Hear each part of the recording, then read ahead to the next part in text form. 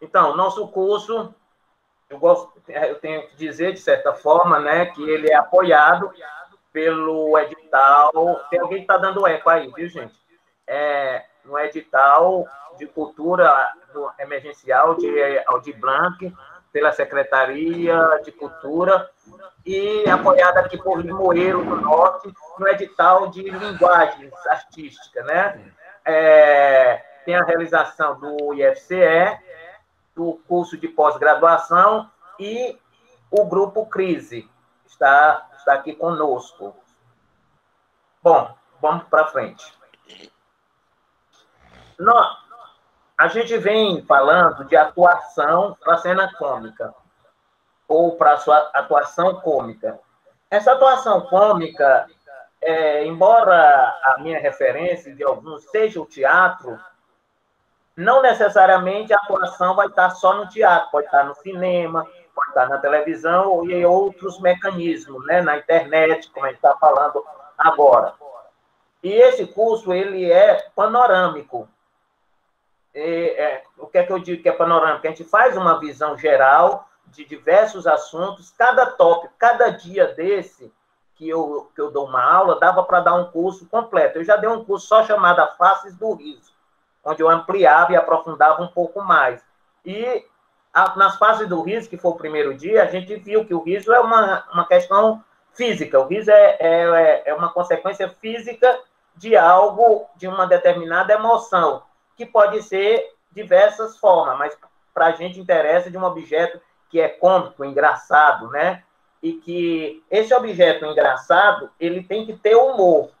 E humor não necessariamente é uma comédia. E a unidade mínima do humor é uma piada, que pode ser física, gráfica, oral, sonora. E essa piada, ela pode ter uma outra forma alternativa, que a gente chama de anedota, que é mais a piada mais oral, que conta uma história. E essas piadas podem estar de forma irônica, satírica, sarcástica, paródica, e pode estar também misturado, né? Essas coisas, quando a gente tece conceitos na academia, eles não necessariamente essas coisas vão aparecer separadamente. É que na academia, ou seja, na parte de estudo, de pesquisa, a gente tem pelo hábito separar as coisas, que chama análise, e depois a gente faz a síntese, que a gente junta tudo para refletir em cima. No segundo dia, que foi ontem, nós tratamos de ramais hereditários do riso ou a tradição cômica popular, que aqui não está colocado, né? O que é que seria isso? A gente pega como base a reflexão de Bakhtin no seu livro A Cultura Popular e a sua relação com Rabelais, né? No livro dele de Bakhtin, que a gente até citou aqui. O Bakhtin, para fazer como é que essa tradição cômica popular se estabelece, ele tem um olhar para como se o mundo fosse um grande carnaval. Neste momento dessas cenas, era como se fosse carnaval. Por quê? Porque não existe uma hierarquização das estruturas, todo mundo acaba sendo igual, um zomba do outro, tem o grotesco, tem a inversão, tem a mentira, tem o engodo, é o mundo às avessas. Essa é a ideia de Bakhtin que tem do mundo. É um mundo paródico. É como se a realidade fosse uma paródia da realidade que nós vivemos comumente. Se nós pensarmos um carnaval de rua, aquele momento que a gente passa, é como se a gente saísse da nossa realidade cotidiana e fosse viver há 2 ou 3, 4 dias uma outra realidade. Naquele momento, a gente joga para fora tudo aquilo que a gente tem de tradicional, de comum no nosso trabalho e tudo, e vamos viver outra realidade. A realidade da alegria, a inconsequência, né? Então, isso é a realidade que o Bakhtin trata. E lembrar que, por exemplo, muitas vezes o assunto desse tipo de comédia, o assunto tem uma ligação com a natureza, tem a ligação com os animais, tem a ligação com a terra, tem a ligação com o corpo, especificamente com esse corpo. Às vezes um corpo disforme, um corpo que não é tido dentro dessa cultura mais elitizada como belo, é tido como um corpo grotesco. E o representante primordial deste corpo é o bufão. Bufão, a palavra bufo vem também de peido, né, de exagero. E o bufão vai derivar outros personagens que depois vai chegar na comédia dell'arte, que era uma comédia de personagens mais ou menos fixos, personagens fixos que se apresentavam na Europa no final da Idade Média, começo da Renascença, e eles tinham um improviso como base, só tinha um roteiro, e isso ia se estabelecendo, né? E esse tipo de comédia, a gente vê o que às vezes as pessoas chamam humor cearense. Só que essa ideia de humor cearense foi, de certa forma, cunhado por alguns autores. Mas o nosso humor, este é o humor que é vendido na mídia, que é o humor que vem para turista. Tem o seu valor, lógico, tem o seu valor. Mas a gente tem uma diversidade de formas de fazer humor que alguns autores e diretores cearense também fazem, não necessariamente com aquela pegada do cearês. O Carlos Costa ele costuma usar o cearês como sua base para a sua construção. Isso é super válido, não é um demérito, mas não só existe isso. Já, por exemplo, o Hélio Rocon, que é um diretor e dramaturgo, já utiliza de outras referências. Eu, que escrevo, também utilizo de outras referências. Mas o que é vendido, o que é colocado na mídia, é aquele humor que é da tradição popular, de um humorista, muitas vezes vestido de mulher, fazendo com seu personagem um pouco mais exagerado. Só que lembrar que esse tipo de personagem, eles são personagens e tipos que viviam na rua, e que eram artistas de rua, e que a gente ainda vê isso na rua, em artista. Por isso que há um estranhamento, às vezes, quando eles vão para o teatro, a gente vai para o teatro, e eles estão mexendo com a plateia. E a gente se sente agredido, porque a gente não foi ali para ser vitrine, foi ali para assisti-los. Já na rua, isso fica tranquilo, porque se a pessoa está passando e alguém mexe com ela, ela vai embora, está mais livre, está mais à vontade, ninguém diz nada. Mas no outro ela fica mais exposta, e isso constrange. Certo? Bom, hoje nós vamos tratar de procedimentos para cenas cômicas, e a pergunta seria, e os outros não são procedimentos? São. Só que nós vamos aprofundar um pouco mais de determinados mecanismos que muitos aparecem na comédia, e muitos comediantes nem precisam saber desses autores para fazer isso. Os estudiosos é que analisam. Por isso que eu disse que a prática vê a teoria vê a prática, e em cima dessa prática é que ele reflete sua teoria, desenvolve e sistematiza isso. Então, eu posso fazer comédia sem conhecer nenhum desses autores. Eu posso fazer cena sem conhecer alguns procedimentos que eu vou citar aqui, mas eles estão lá embutidos, mesmo sem eu conhecê-los, certo? Isso nós vamos tratar hoje. E amanhã deve continuar um pouco e a gente conversa um pouco com a atriz Solange Teixeira, que eu farei, muita gente já conhece aqui no Ceará, quem trabalha na área de artes e tudo, todos conhecem, e eu vou fazer uma apresentação melhor nela amanhã. E chamei, além de ser uma referência cearense como atriz na comédia, eu acredito que a experiência dela, de vários anos, pode falar um pouco da sua prática, da sua atuação em comédia, das suas dificuldades, e que estar no palco fazendo comédia. Se bem que a Solange, no meu entender, para ela não tem dificuldade nenhuma. Ela diz que tem, mas eu acredito que ela não tem nenhuma. Bom, mas vamos para frente. Parece que comecei, foi o curso de novo. Peraí, desculpe, gente, eu estou aqui com os slides, que eu acho que não são os que eu... Não. Bom, então nós vamos tratar de procedimentos para cenas cômicas. E antes de tratar desse procedimento, eu vou passar duas cenas para vocês. Uma cena é de Chaplin.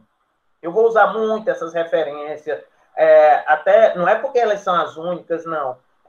A gente usa as referências que a gente tem conhecimento, né? Mas pode ter outras e a gente analisar. Lembrar que os procedimentos que eu vou falar aqui, embora eu divida esses procedimentos, mas tem muitos mais elementos do que só aquele que a gente está visualizando. Este é uma cena que eu vou passar. Depois eu vou passar um exercício que eu fiz e que eu faço com os alunos. E a gente vai comentar um pouco essa relação dessas duas coisas e sobre essa cena, o que é que a gente pode analisar e o que ver para a gente entrar no nosso assunto. Ok? Vamos lá. Oh, meu Deus! O que foi que houve? Se falhou, eu vou mostrar isso depois. Peraí. Não era para falhar, não. E tanto que eu treinei. Vamos ver esse outro. Se está funcionando, não. Peraí. Será que eu estou com o slide certo? Gente, eu vou ter que ver aqui. O que foi que houve? Bom, então eu acho que eu vou ter que ver aqui. Eu vou passar um pouquinho adiante. Quando for o intervalo, se eu der o intervalo um pouco mais cedo, eu recupero as cenas. Tá certo? Porque se a gente parar aqui agora, vai perder muito tempo. Não. Ele não está vendo essa cena. Bom, vamos para frente. Eu vou trabalhar nos procedimentos, eu escolhi o Henri Bergson como referência para essa cena. Se continuar desse jeito, eu vou partir para a parte mais teórica e depois eu fico só nas exemplificações. Eu dou um intervalo e eu preparo isso, justamente para a gente não ser interrompido tanto. Bom, por que eu escolho o Henri Bergson, o ensaio significado do cômico? Tem muitos outros, eu podia escolher Bakhtin, mas o Bakhtin ele estava com uma visão só mais ligada ao popular. O Freud ele está ligado um pouco à questão da palavra, muito mais forte na palavra. O Vladimir Prop ele tem, como é que se diz, categorias. Tem gente que analisa espetáculos na visão de Vladimir Prop, só pelas categorias. Eu, como queria desenvolver ou sistematizar um procedimento para os atores do Crise, eu procurei alguém que tivesse, assim, um núcleo que ligasse tudo, alguma coisa que ligasse tudo. E essa coisa, o Bergson, eu encontro numa comicidade que a gente pode dizer da palavra, da situação e da personagem. E ele tem uma visão que diz que o riso acontece quando a vida parece desviar-se no sentido de uma certa mecânica. É o mecânico colado no vivo. Lembrar, nada disso é regra. Muita gente condena dizendo assim, mas Bergson está errado, porque nem tudo que só é mecânico é risível. E a minha preocupação não é saber se Bergson está certo ou está errado. É em que, naquilo que o Bergson fala, ele acerta.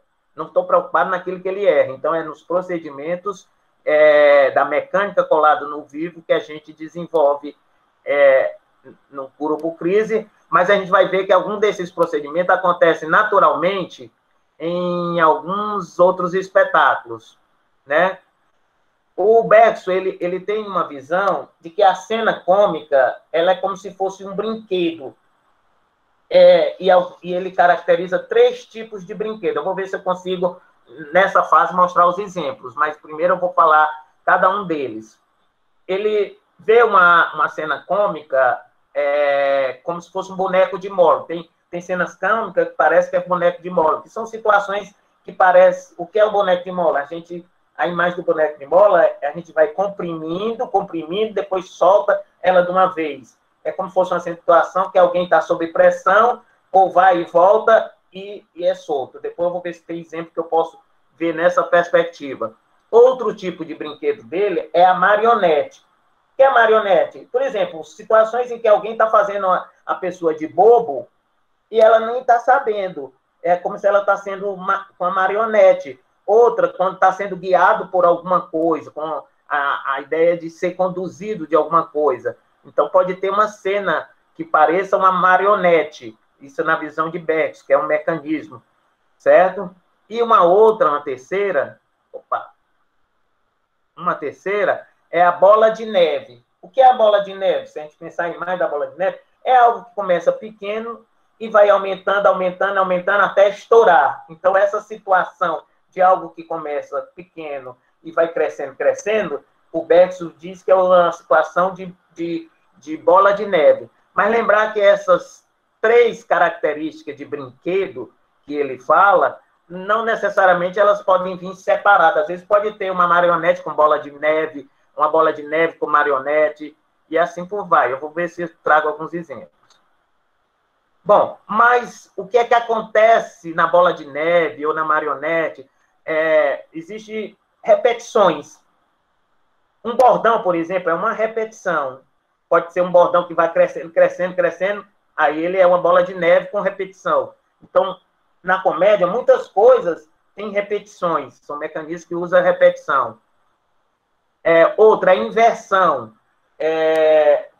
Lembrar que, por exemplo, eu posso ter essa imagem de bola de neve, mas ela está... O que é a inversão? Um homem vestido de mulher, uma inversão. Uma paródia que subverte o que é nobre e rebaixa. Que, tradicionalmente, o homem é mais... Tradicionalmente, né? Ou seja, comum, o homem fisicamente é mais forte que a mulher, mas a mulher batendo no homem. São situações que chamam de inversão, que não apareceria, né? Normalmente. Um discurso nobre de uma coisa que é tido como vulgar. E essa outra, que chama-se interferência de séries, ou superposição. Lembrar que eu mostrei na primeira aula um desenho que tinha o Camões e o Lampião. Que eles estavam em situações que não poderiam estar juntos. Isso é uma superposição de séries. É um mecanismo que às vezes adota de 2 coisas que não tem nada a ver e estão juntas, né? Seria também chamado de interferência de série. Outra situação que às vezes acontece, como chamar de interferência de série, é o que a gente chama de quiproquo. O que é isso? É o equívoco. São cenas em que o público sabe a situação de cada, vamos supor, de 2 personagens. Eles estão falando de uma coisa e o outro está falando de outra, o público sabe, mas os 2 entendem como se estivesse falando da mesma coisa. Isso chama de equívoco, quiproquo.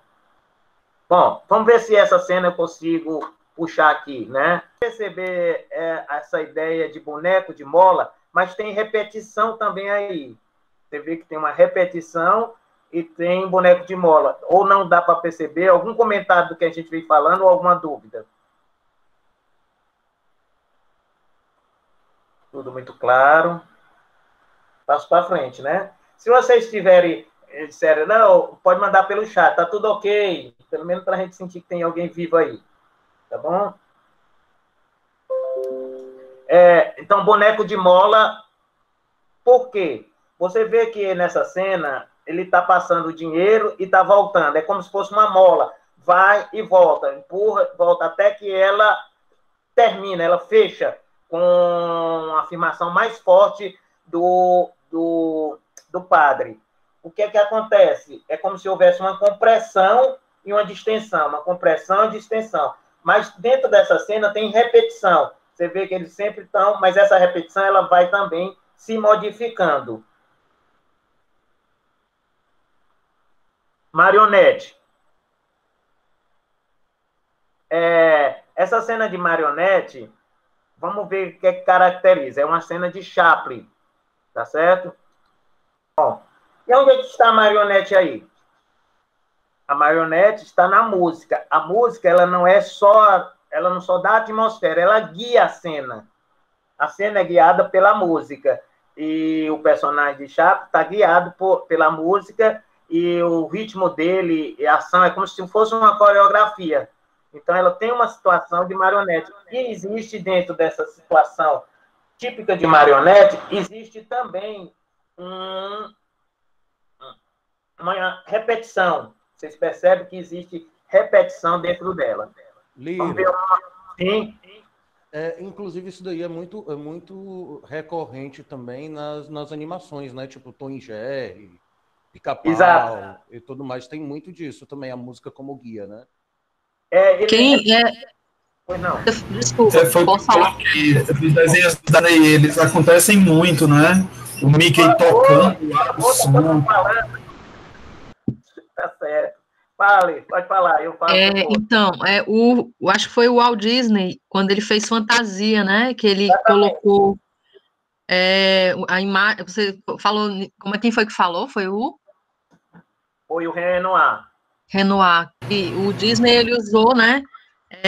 Esse recurso, né?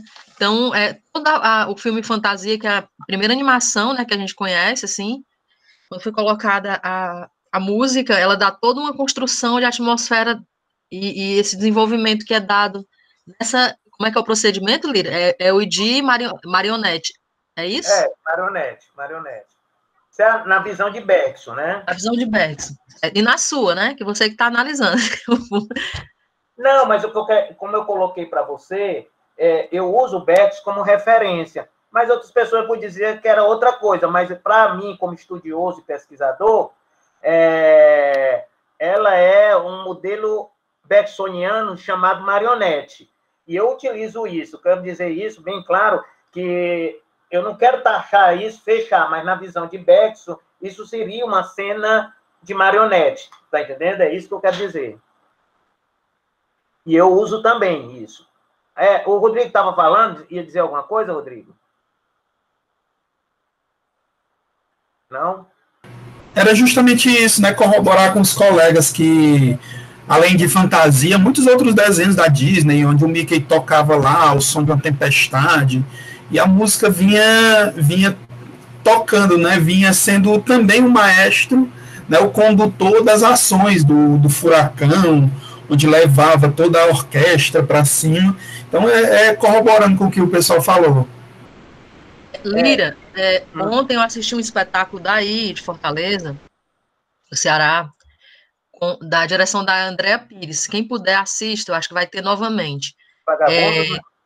O nome do espetáculo eu não sei, mas eu não lembro o nome, mas ela fez um trabalho muito bacana em que ela utiliza músicos tocando durante a apresentação, e a música é um dos elementos muito fortes do trabalho. O trabalho dela fala sobre esse momento da pandemia, né? Tem várias questões atravessando o trabalho dela. E foi filmado, né? Um espetáculo filmado. Ela fez um dia só, que segundo ela, e os músicos foram muito importantes durante o trabalho, porque eles davam exatamente a atmosfera para as atrizes estavam junto com eles. E aí seria interessante assistir quem puder. Eu vou divulgar, se tiver, aí eu falo, tá bom? Ótimo. Lira. Pois não. Desculpa, só para complementar aqui, Renoir, só para complementar com uma dúvida aqui. Segundo o Bergson, a gente está usando aí. Eu não estou ouvindo não direito, viu, Renoir? Tá melhor? Melhorou? Melhorou. Pronto. Segundo o Bergson, ele usa a música como essa marionete, né? Ele define essa marionete, por exemplo, nesse caso com a música. Mas existem outros elementos que podem ser usados como marionete também, ao invés só da música? Sim. Que elementos seriam esses? Sim, eu vou mostrar. Vou mostrar aqui outro exemplo. Beleza. Mas lembrar que o Beck não fala da música como marionete, viu, gente? Eu analiso a cena, vejo que essa cena cômica ela tem um personagem que está guiado por um elemento que é a música. E esse elemento que é a música é como se fossem os cordões dele. Mas o Beck não fala. A música é um elemento de marionete nele. Ele diz que a cena de marionete é quando uma pessoa está sendo conduzida por alguma coisa ou por algo. E eu pego essa cena para analisar que este algo aí, no caso, é a música. Eu vou mostrar outros algos, certo? Só para reforçar. No caso desse, por que eu digo que a música ela é como se fosse os cordões de uma marionete? Isso é uma análise minha, não foi o Betis que chegou lá e falou da música, não. Eu peguei a referência de marionete para analisar. Bem, por que eu digo isso? Porque a música aí ela não é para criar a atmosfera, exatamente como trilha sonora ou trilha de fundo. Ela é o que guia, ela coreografa a ação, né? Então, assim como a gente vê em Tom e Jerry, que vê essa corrida de alguns personagens, que a cada movimento corresponde uma ação, e é como se o personagem estivesse ouvindo aquela música. Numa trilha sonora, muitas vezes ela dá o clima para o público, ela dá esse clima para o público e ele é como se o personagem não estivesse ouvindo aquela atmosfera. Então, neste caso aí, no meu entender, a música não entra como marionete, só como atmosfera ou para dar mudança de coisa, mas neste caso aqui, a música está como isso. Vou mostrar uma outra cena que se caracteriza por marionete, tá bom? Deixa eu só ver aqui. E tem muitas outras, mas depois... E aí, como é que eu faço? Como eu estudo e vejo o Bergs falando de marionete, porque uma cena tradicional, fazer alguém de bobo é marionete. Mas vamos ver essa. Não sei se vocês assistiram A Vida é Bela, que é um filme... Eu vou dar o contexto desta cena, porque alguns podem ter assistido ou não. Na cena, no filme A Vida é Bela, existe um pai, que é esse Guido, que é o personagem, de um menino que praticamente tem 8 anos, e eles são presos num campo de concentração na Segunda Guerra. E ele não quer que o filho saiba que eles estão em guerra e fica todo o tempo dizendo por pertinho, ele vai ganhar um tanque. Então, ele fica dizendo isso para o filho, e essa parte do filme, grande parte do filme, é ele tentando proteger o filho pensa que é o jogo.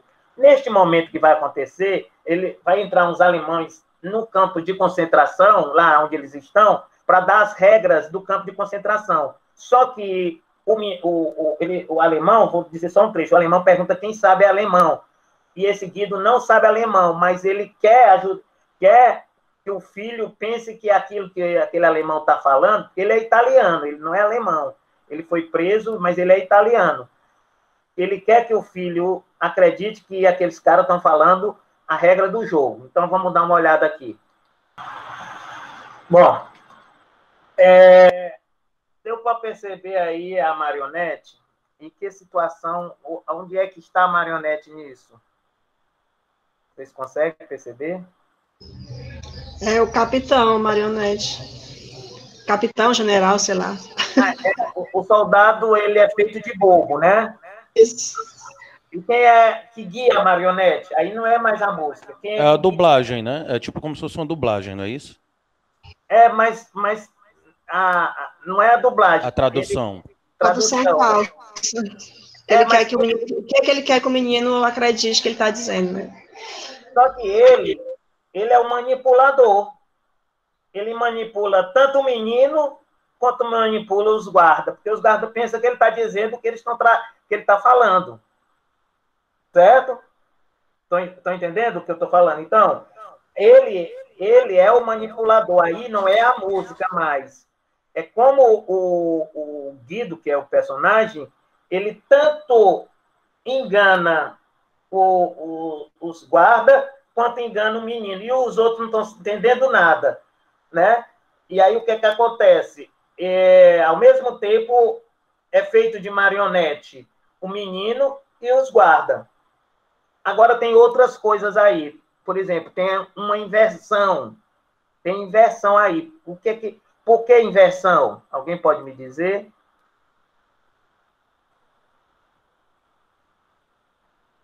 A inversão, ela estabelece em vários aspectos. Aí, no caso, ele fazendo outro de bobo, o que ele faz? Uma cena tradicional em campo de concentração não seria risível. E o artista, Roberto Benigni, ele consegue transformar aquilo que é dor em riso. E como ele faz isso? Através da inversão. Ele pega uma coisa que é muito tensa e ele subverte e ameniza isso. Como? O guarda é ridicularizado. Aquele guarda, de certa forma, fica totalmente ridicularizado e na presença do menino, a cena para a gente fica mais engraçado, porque o menino acha que é um jogo. E essa ideia da brincadeira que ele transforma aquela coisa tensa numa coisa que é séria se transforma em brincadeira, isso é uma estratégia de inversão, certo? Então, a marionete não necessariamente é com a música, é porque eu citei com a música. A marionete aparece em qualquer coisa que alguém está sendo conduzido, que parece estar sendo conduzido e não está, ou não sabe, ou quer ser, né? Esse é o exemplo. Se quiser colocar alguma coisa, tudo bem, mas eu vou passando para a próxima.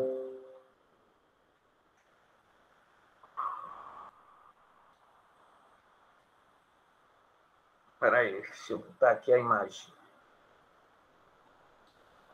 Bola de neve.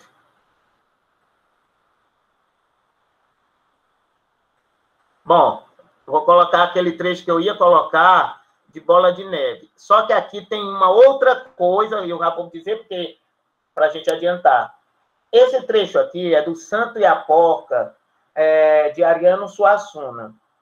Tanto tem uma bola de neve, como dentro da bola de neve tem o que a gente chama de interferência de série, que é o equívoco. O que é? Vou contextualizar essa situação. O Euricão é o personagem do Santo e a Porca, para quem não conhece, e ele é muito pão duro, e ele guarda o dinheiro dele dentro de uma porca. Só que nessa situação ele percebe que a porca dele foi roubada. E ele tem uma filha que está namorando com o empregado, mas ele não sabe que essa filha está namorando com o empregado. E o empregado passou a noite com a filha e quer dizer para o pai dela que ele passou a noite com a filha. E a situação vai se dar que, ao mesmo tempo que o Euricão pensa que o Euricão está falando da porca que foi roubada e o namorado está falando da filha, né? Isso é interferência de série. E a bola de neve, prestem atenção, vai acontecer porque a cena vai se complicando.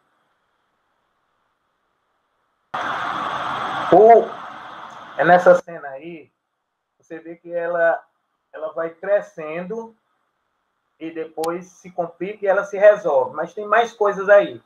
Primeiro a bola de neve, porque vai crescendo. A interferência de série, porque existe os equívocos, que o público tem que conhecer para ser mais cômico, sabendo que eles estão falando de coisas diferentes. Mas existe um personagem, a personagem que entra, que é a Caropa, que é uma espécie de João Grilo, uma espécie de pícaro, uma espécie de amarelo, né, que a gente chama de Zani, que faz um engodo da história também. Então, neste momento ali, ela também está fazendo de bobo o Euricão, porque toda a história ela faz isso. Então, de alguma forma, fazer de bobo é também marionete. Só para abrir um pouco, o Ariano Suassuna, ele realmente conhecia Bergson. E ele defende o Bergson, ele tem um livro sobre estética e fala de Bergson. E ele utiliza até consciente as cenas pensando nisso. E essa cena específica é citada de alguma forma. Essa cena ela está em Plauto, na Lurária, está no Avarento. É uma cena que é recorrente e ela é clássica, que chama de quiprocó, certo? Mas, se quiserem falar alguma coisa, estou aí. É porque eu estou vendo aqui os comentários aqui no meu vídeo, às vezes eu não vejo, mas vocês todos estão vendo, né? Vou mostrar outra cena de Bola de Neve.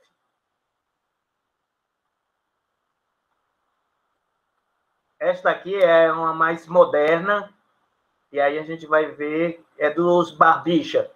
Talvez vocês conheçam, alguns conhecem, outros não, e está no YouTube, né? O que é que a gente vê aí? Lira. Sim. Posso fazer um adendo? Claro, estamos aqui para isso.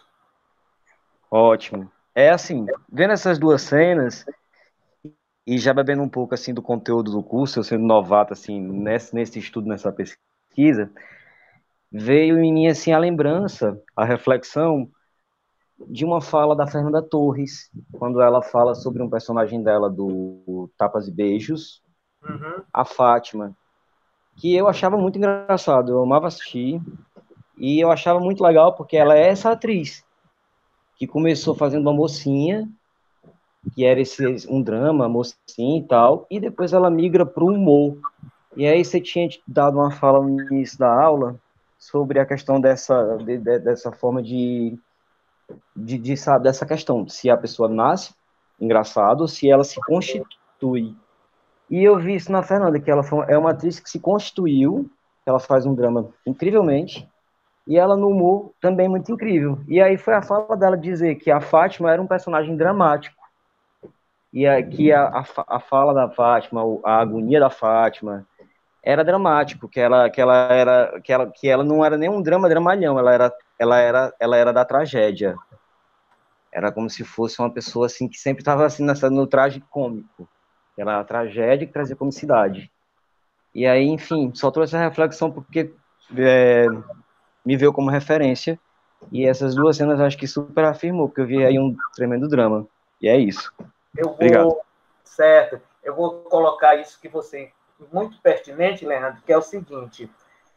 O ator que vai fazer comédia, ele tem que entender que muitas vezes o personagem vive um drama. A comédia é para o público.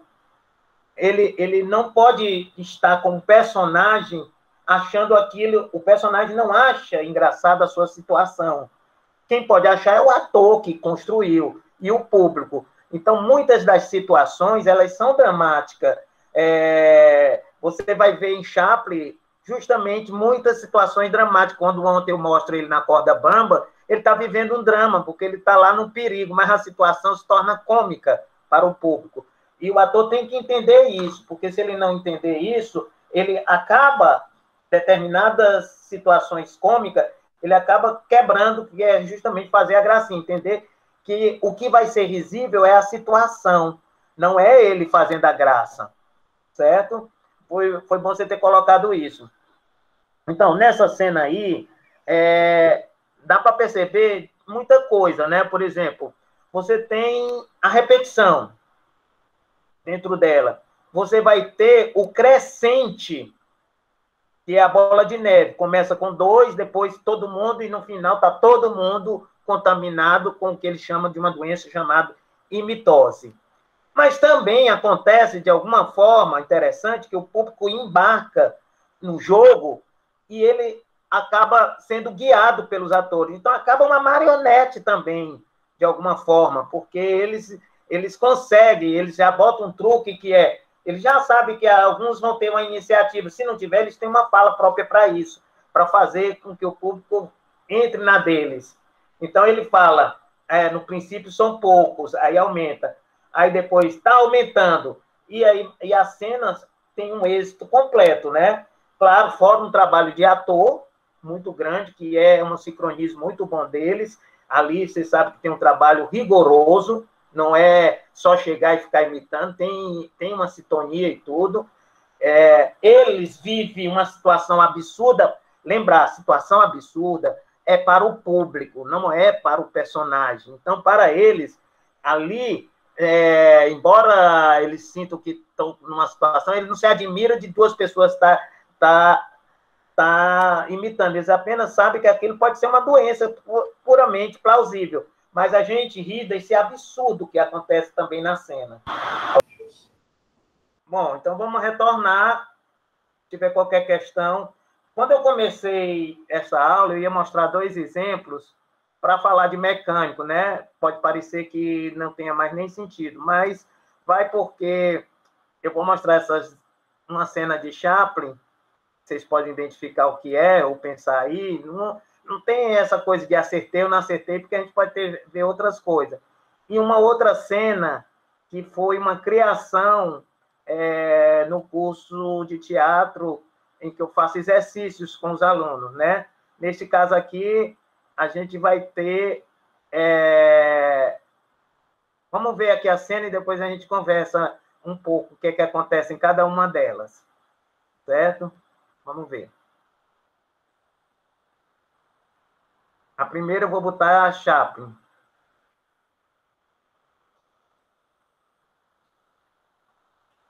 É clássica, né, essa cena? Vocês vão ver.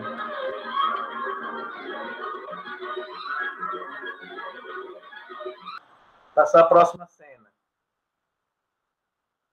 Já é na sala de aula lá no Instituto.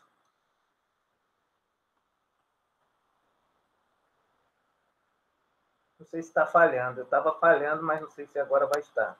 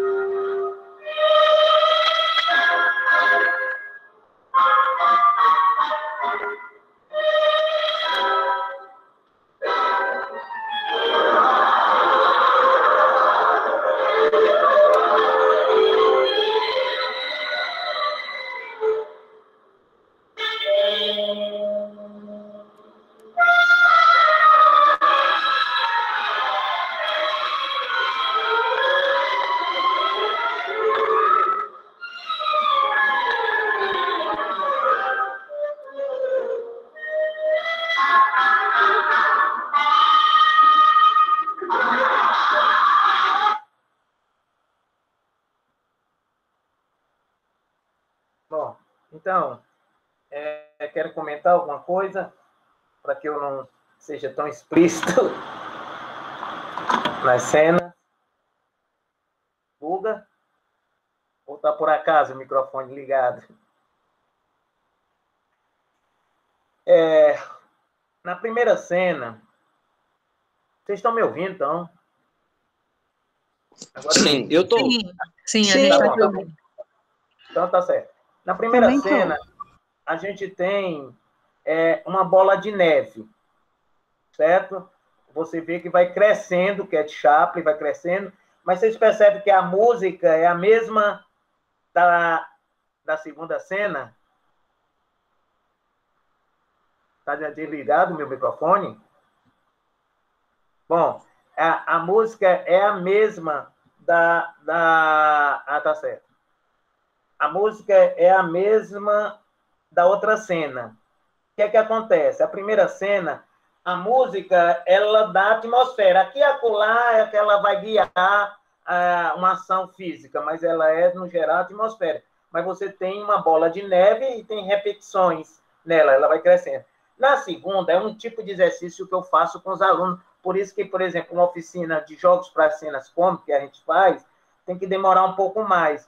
Eu passo algumas músicas, o aluno leva para casa e constrói uma cena inspirado que é a música que tem que ligar a ação.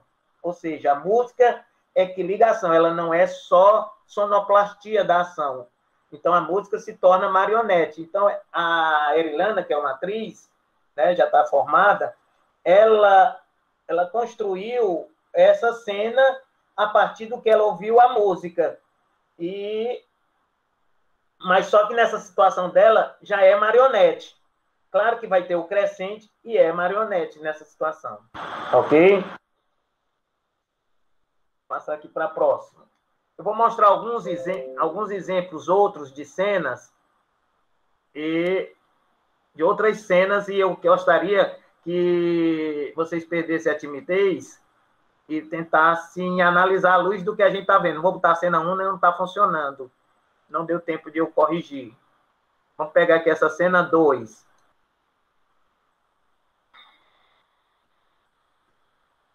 E aí? Gildo, chegou agora? O resto estava aí? Dá para perceber a bola de neve, em que ela vai aumentando a situação. Sim, a gente já... Sim, pode falar, Lei. Tem um crescente, né? Começa com a palavra, aí com um personagem, que é o Caixa, aí depois vem outra pessoa, e vem outra pessoa, e vem outra pessoa, até ele se colocar na situação de ser preso, mas ele é que acabou agindo naturalmente, não foi nem os outros, assim. Essa comicidade de situação, né, proposta inicialmente pela palavra, né, que ele cria, começa com a palavra, e é desencadeada pela própria situação risível, absurda, né? E isso que você colocou bem, até porque é uma sátira de costumes, né? E o que é que muitos humoristas que são apegados a zombar do outro, acham que fazer humor tem que zombar de alguém, porque senão não é risível. E você vê aqui que ele só zomba do costume, não zomba de nenhuma característica física de ninguém, não tem um preconceito embutido nisso, e vai trabalhar com os absurdos dos costumes. E aí ele tem também o que a gente chama de inversão, justamente porque é naturalizado uma coisa que não é tão natural, que é um assalto. E se parte totalmente naturalizado. Esse absurdo é para a gente que está assistindo, mas para eles não é absurdo. Por isso que, quando se fala de teatro de absurdo, o absurdo tá para quem assiste, não para quem está vendo, né? Outra coisa, você tem repetição, você está tendo... Sempre quando tem bola de neve, você tem repetição, né? E a inversão. Lembrar que eu não estou repetindo, mas na maioria dessas cenas, elas são sátiras. Alguma eu não coloquei praticamente quase nenhuma paródia, mas elas são sátiras. Elas estão criticando, chama-se sátiras de costume. Vamos prosseguir. Lira, uma coisa que é incrível no Woody Allen, né? E ele não mexe o músculo do rosto. Você vê que ele fica com a mesma feição direto, né? Ele é tão natural que ele não precisa fazer nenhum esforço, nem mexer a sobrancelha, só o jeito que ele... Natural demais, né? Não quer dizer, isso que você acabou de falar, nós não precisa, nem sempre precisa do exagero, né? No caso dele, ele já usa o contrário, ele usa o mais natural possível. É porque o risível é a situação, né? Não precisa ficar dizendo, olha, isso é comédia. A própria situação invertida, no sentido da naturalização, mostrando uma certa burocracia naturalizada, sabe? Você percebe isso. O Woody Allen, eu assisti quase todos os filmes do Woody Allen. Ele tem dramas também. Mas o Woody Allen, ele é personagem de si mesmo. Todos os filmes dele, ele está como ele mesmo, de óculos. E ele até diz assim, quando eu não encontro um ator que faça o que eu quero fazer, eu faço eu mesmo, mas eu não me considero um bom ator. Ele diz dele, né? Ele diz que não... Tanto é que os filmes mais novos dele, ele chama outros atores, mas a gente percebe que tem as características dele nos filmes dele, né? Então, todos, você pode acompanhar todos, ele está de óculos, ele tem filme, e esse tipo de óculos, ele tem filme como se fosse na Idade Média, e com aquele óculos moderno, óculos mais moderno, mas sempre o mesmo rosto. E esse contraste que há entre a personagem e a situação e o contexto se torna risível, né? Isso também é uma coisa que é utilizada, esse contraste. De certa forma, é como se você estivesse interferindo. Tem alguém que está batendo prato aí, viu? Com o microfone aberto. Eu vou passar essa cena aqui, gente, de outro filme, que chama Será que Ele É? É interessante nesse filme que ele vai falar de homossexualidade, que quem assistiu, ele vai combater o preconceito à homossexualidade. Nessa cena, pode acontecer, especificamente, que está havendo um preconceito. Mas se você assistir o filme todo, no contexto todo, você vai perceber que não é isso. O que é que acontece? Eu vou fazer uma síntese para quem não assistiu. Um professor de uma cidade do interior, ele é professor muito querido de todo mundo e ele está para casar. Não é a cena que eu vou mostrar, mas para eu dar o contexto da cena depois. E ele está prestes para casar numa cidade muito tradicional. E um dos alunos dele, que ele é professor de literatura, ganhou o Oscar. Ganhou o Oscar e vai a cidade toda assistir a entrega do Oscar. Só que o Oscar, esse cara que ganhou o Oscar, ele faz um soldado que é gay. o ator. E na hora do oferecimento do Oscar, ele dedica a este professor que é gay. E aí ninguém sabia disso. Ninguém sabia disso e passa o filme todo perguntando, será que ele é? E ele negando a todo custo. Nesta cena específica, ele tem conflitos. E nessa cena específica, ele vai tentar ver se ele é ou não é gay através de um vídeo para tentar mostrar para todo mundo que ele é macho, certo? Contando assim, parece que existe uma sequência de preconceito, e existe mesmo no filme, mas se você assistir o filme como todo, é justamente o contrário, é o combate ao preconceito. Mas vamos ver essa cena específica.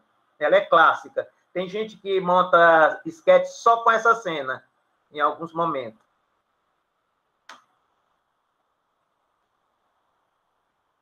E aí? É muito bom, né? Dá vontade de dançar mesmo, como a Milena falou. Qual é o mecanismo dele? Sim, pode falar, Leandro. Professor, acho que é o mecanismo do deboche, né? Ele não tá nem vendo.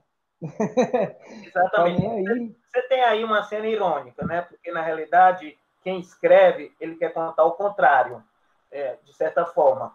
Mas você tem uma marionete, porque, até um certo ponto, a marionete, a fita está conduzindo ele para alguma coisa, em determinados momentos. E você tem também bola de neve, porque vai no crescente, depois ele se solta da marionete e assume o que ele quer ser, né? Essa é a construção dessa cena, de certa forma, é o mecanismo que eu percebo. A gente pode perceber outras coisas, é uma sátira, é uma ironia, tem diversas coisas aí dentro dela, né? Vamos continuar com outras cenas. Deixa eu ver essa aqui.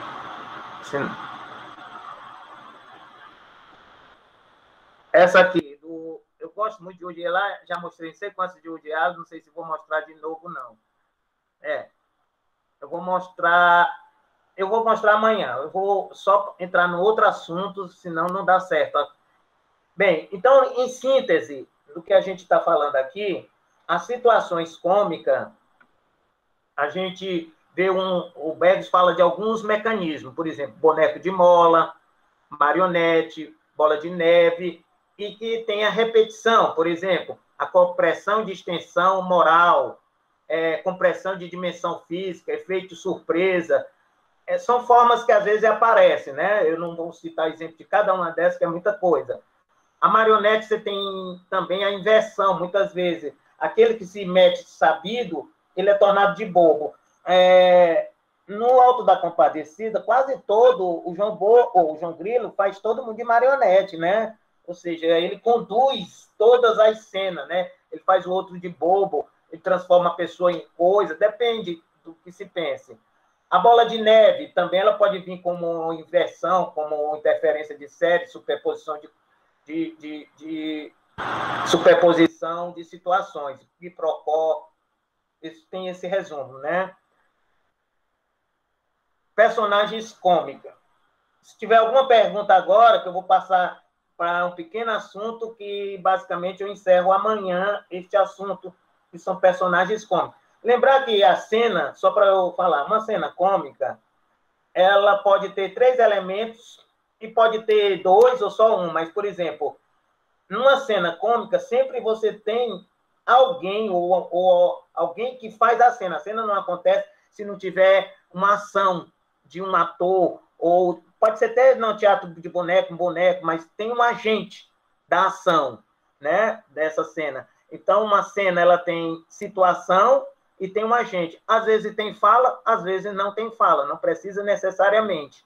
Mas o agente dessa cena primordial é o personagem, né? E aí, vocês têm alguma coisa para falar? Se tiver, pode interferir. Se não, eu vou continuando.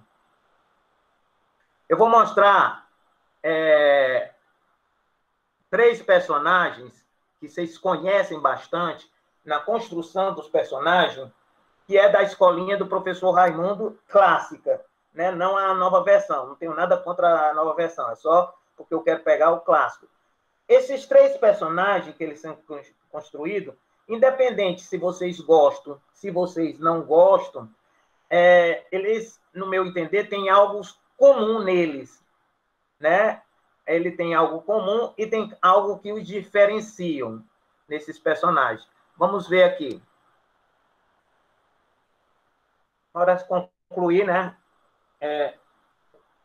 Algum comentário de o que é que vocês percebem de comum e de diferente em cada um desses 3 personagens? Eu percebi, Lira, que os 3 não sabiam a questão, né? Responder. Eles estavam tentando burlar.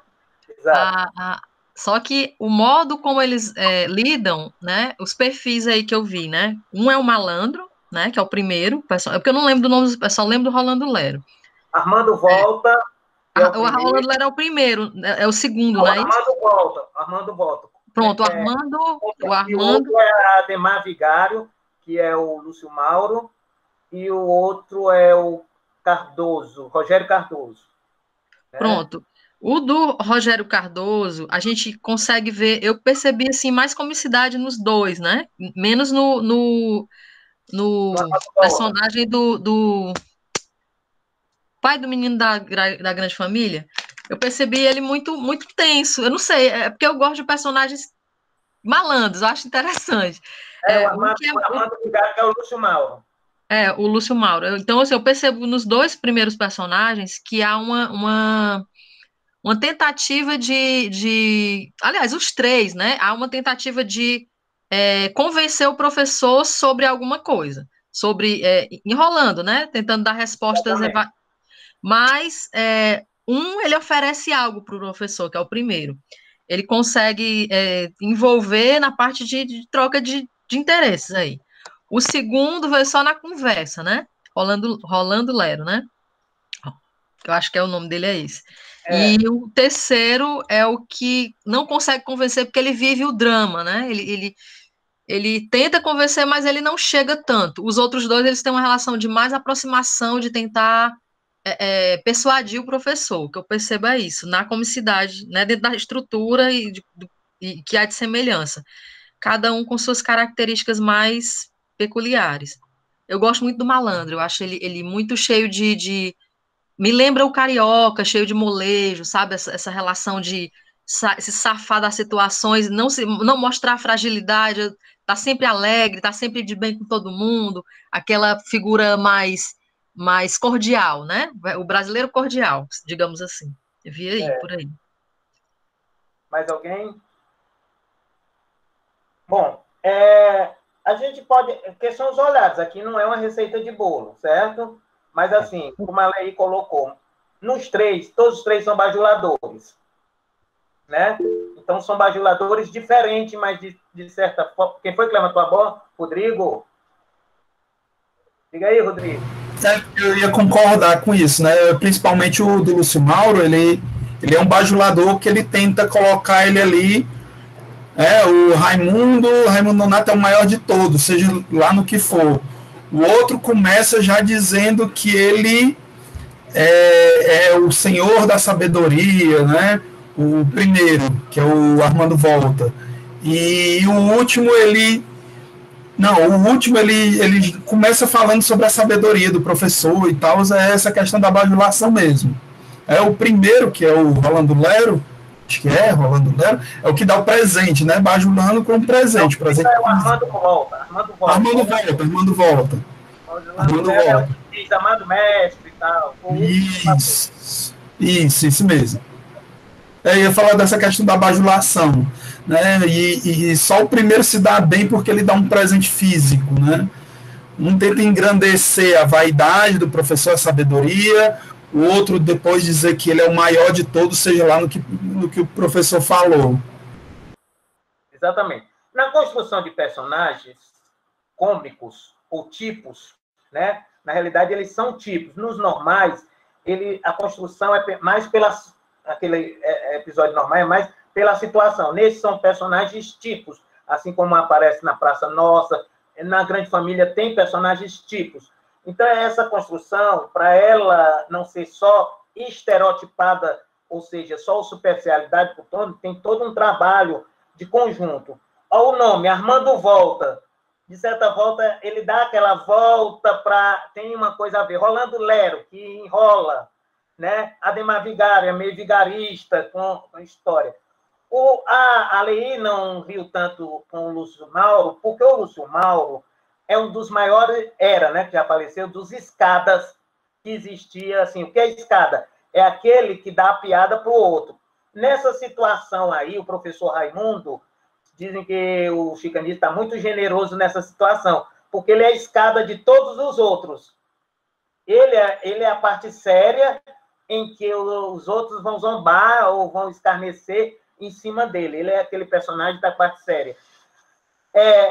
O que a gente constrói um personagem? A gente, para não ser puramente superficial e não ser clichê, a gente tem que ter algo que o particularize e o que o universalize.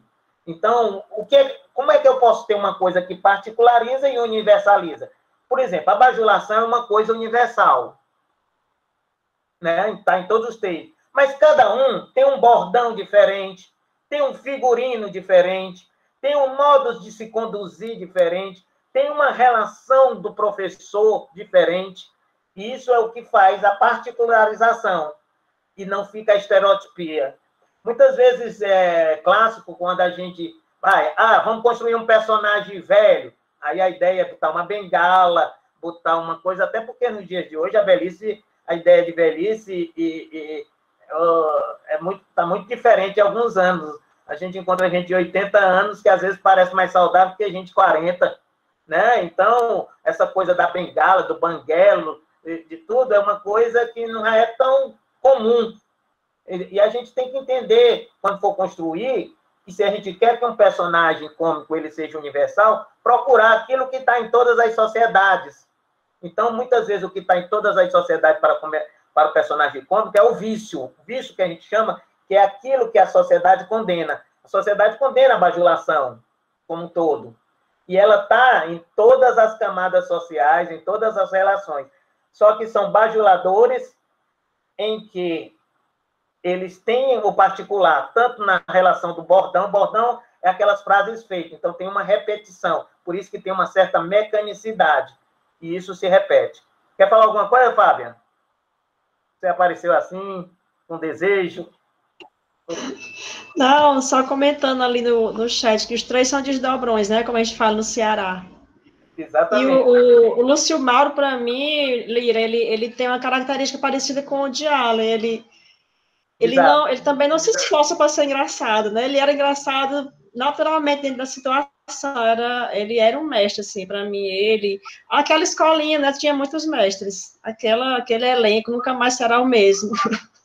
Se você acompanhar a carreira de Lúcio Mauro, e ele fez muitas escadas com o chicanismo, quando o Roberto, ele era o contra-regra, e só é risível se você não for bom em escada, você não consegue valorizar a piada daquele que está, de certa forma, não é tão sério, né?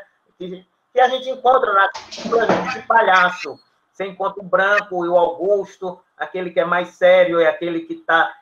Didi e Dedé. Você tem que o Dedé era o mais mocinho, mais galante, e o Didi era o mais bobo. João Grilo e Chicó, né? Você tem essas duplas que às vezes eles permutam. Às vezes um se torna escada e o outro às vezes se torna exatamente o oposto, né? O que faz a piada.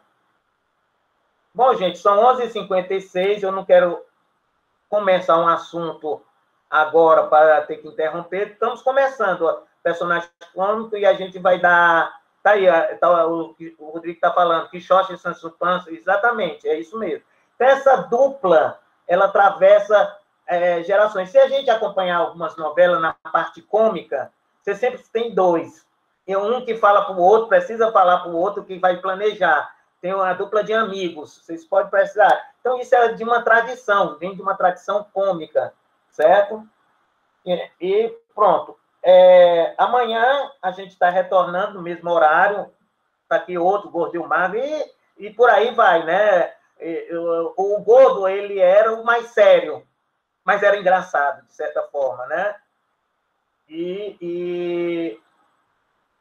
Mas ele também é engraçado. Mas quem construía mesmo a piada da dupla foi o Magro. O Magro era um ator inglês que foi para os Estados Unidos. Eles já faziam muito trabalho independente. E depois, quem não conhece, é como você ter a comédia clássica para estudo. Como a gente estuda os clássicos da literatura, às vezes a gente tem que estudar os clássicos da comédia, porque eles são as referências, eles é que vieram antes, eles é que vão derivar e entender. Muitas vezes que a gente pensa que uma coisa é nova, muita gente já fez. Né? Aqui, em determinado momento, se fala muito em stand-up comedy, né? Comédia em pé, como se fosse uma novidade, como se aqueles artistas de São Paulo, do Rio, tivessem inventado isso aqui no Brasil. Sabendo que lá nos Estados Unidos já tinha muito tempo, mas aqui tinha José Vasconcelos, que já fazia isso, um dos primeiros. Chicanísio fez, Jô Soares fez, e por aí vai.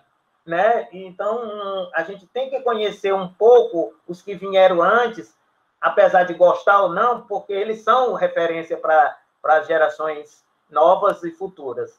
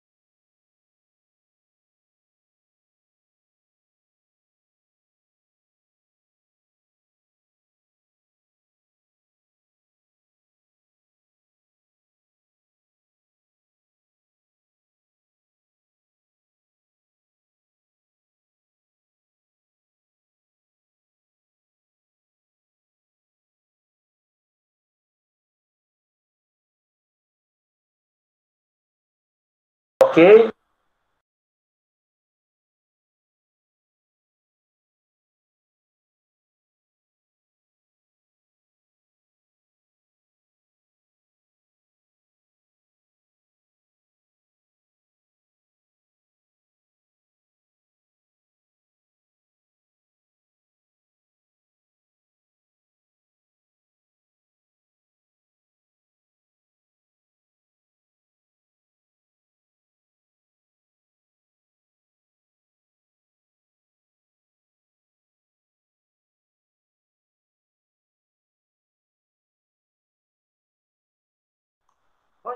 Gente, eu vou